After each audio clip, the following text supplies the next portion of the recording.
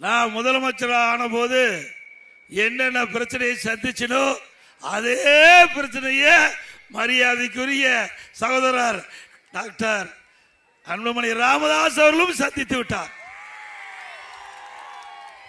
இரண்டு பேரும் பிரச்சனையை சந்தித்து தான் உங்களை நாங்கள் சந்திக்கிறோம். அவ்வளவு பிரச்சனை. எங்களுக்கும் திராவிட முன்னேற்ற கழகம் எப்படியாவது அதிமுக உடைக்க வேண்டும், அதிமுக சிதறடிக்க வேண்டும். அதற்காக பல அவதாரம் எடுத்தாங்க. அதே போலதான் பாட்டாளி மக்கள் கட்சியை சில விசவைகள் இதே முதலமைச்சர் போட்ட திட்டத்தை தவிடுபடி ஆக்கினார் மரியாதைக்குரிய நம்முடைய டாக்டர் அன்புமணி ராமதாஸ் அவர்கள். ஆக இன்றி அதிமுகவை வீழ்த்த முடியாது, பாட்டாளி மக்கள் கட்சியை வீழ்த்த முடியாது. ஸ்டாலினுடைய எண்ணமெல்லாம் நிராசையாகிவிட்டது.